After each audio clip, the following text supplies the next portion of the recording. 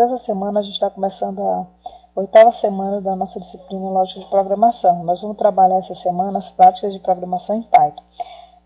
A gente vai entender as práticas e estilo de elaborar um bom programa em Python. A gente já sabe, já aprendeu a sintaxe de Python, como programar, como colocar as estruturas de condição, de repetição. Então agora a gente vai aprender algumas práticas para a gente pegar os macetes da gente programar em Python, tá ok? Tem a videoaula, né, a atividade de casa, fora de discussão e a atividade no Moodle Hot Potato, que são as atividades dessa semana. Então, são práticos para desenvolver programas de qualidade, legíveis, coerentes, fáceis de manter e reutilizar. A gente tem que prestar atenção quando está programando em Python, ter foco na manutenção, ou seja, os códigos devem ser de fácil manutenção, investir na documentação. No caso da documentação, explicação sobre o código. A gente tem que ser capaz de reutilizar, não duplicar o código. E quando a gente está programando, a gente tem que se preocupar que o nosso programa é feito para você, mas especialmente para outros. Ou seja, seus códigos têm que ser legíveis, qualquer programador tem que ser capaz de entender. Começar todo o programa com comentário, descrevendo a finalidade do mesmo. E comente também a lógica do programa. A gente pode colocar comentário, que são explicações sobre o programa que a gente está fazendo, para poder a gente entender outras pessoas que vão pegar o programa, conseguir entender o que a gente está fazendo. Vamos verificar se todas as entradas são válidas, né? Verificar qualquer entrada de dado do programa recebe os valores esperados. Por exemplo, se você está criando uma variável do tipo inteiro, você tem que definir ela como int. Se você está criando uma variável do tipo float, você tem que definir ela como float. E também a gente vai falar de uma coisa nova agora, que é tratar todas as exceções do programa. Todo programa deve se recuperar rapidamente de uma falha. A gente vai falar um pouquinho também de exceções. Tá? Então, a linguagem Python ela define uma convenção chamada de P8. Tá certo? Eu coloquei na referência no final o endereço e também estou mandando um link para vocês darem uma olhada nessas convenções de Python em português e tem também a versão em inglês. Então, ele vai definir essas convenções de Python, que são nome, comentário, espaço em branco. Vamos ver primeiro a convenção de nomes.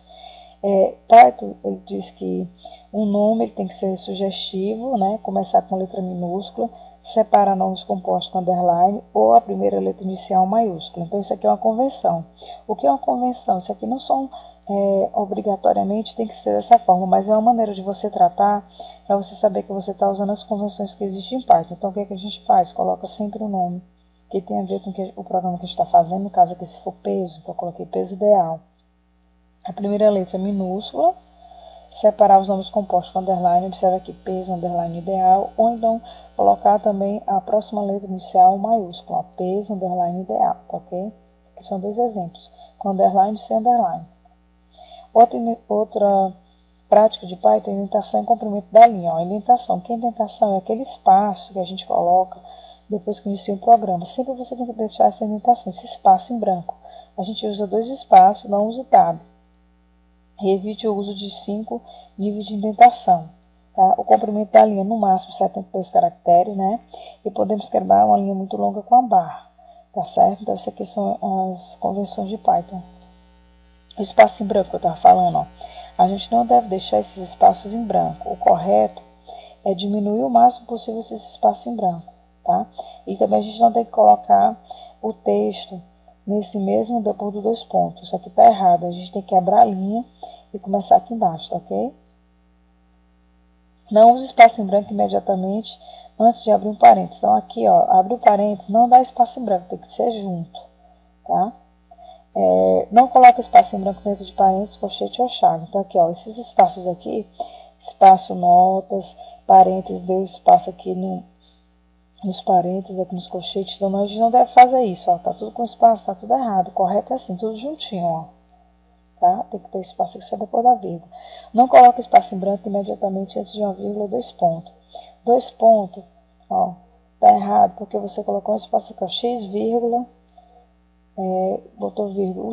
Essa vírgula aqui tá certa, mas esse espaço aqui, ó, não é para existir, tá ok? Correto, ó. Tá? Ele tá querendo dizer que depois da variável não existe esse espaço em branco. É a vírgula direta. Existe o espaço depois da vírgula, mas antes não, ó. Não coloque mais de um espaço então de operador. Se eu vou dizer que ele está recebendo 15, eu não preciso colocar esse espaço todinho aqui não. E N pessoas igual a 20 também não preciso colocar esse espaço todo. Tem que ser juntinho assim, ó. N igual a 15, N pessoas igual a 20.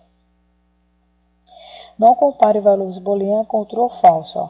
If perdeu, recebe true, x igual a 1 verdadeiro. Então, eu não preciso colocar isso aqui. Basta colocar if perdeu, 2 pontos. Eu já sei que ele vai ser verdadeiro ou falso. Eu estou dizendo que isso aqui é verdadeiro ou eu estou dizendo que isso aqui é falso. Não preciso eu definir aqui, eu tenho que definir antes.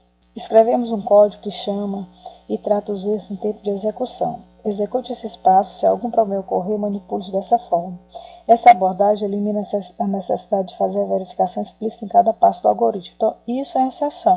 Então, para a gente entender o que é exceção, a gente precisa entender esses passos. Daqui a pouco eu vou mostrar um exemplo para vocês que vai ficar melhor entendido o que é exceção. São acontecimentos que podem acontecer no programa que a gente tem que estar preparado.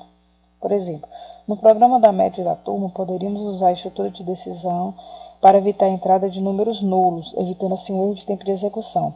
Isso é utilizado em muitos programas. Estruturas de decisão são utilizadas para proteger contra erros raros, mas possíveis. Então, o que a gente pode colocar no programa de média? Por exemplo, você pode querer que não tenha número nulo ou número negativo. Vamos ver aqui o exemplo. Ó, em caso de erro de mensagem enviada ao usuário, input entre com a quantidade de prova. Se n menor ou igual a 0, informa números maiores que 0. Né? Então, a gente pode colocar um if else, uma estrutura de condição, mas nunca a gente vai estar preparado, porque a pessoa sempre pode digitar esse número. Então, porém, às vezes os programas chegam com muitos testes, comprometendo o entendimento do mesmo. Existe um mecanismo já que a gente já pode tratar direto a exceção. Vou mostrar para vocês aqui, que é a instrução try, né, que é colocar uma exceção dentro do programa para tratar uma exceção.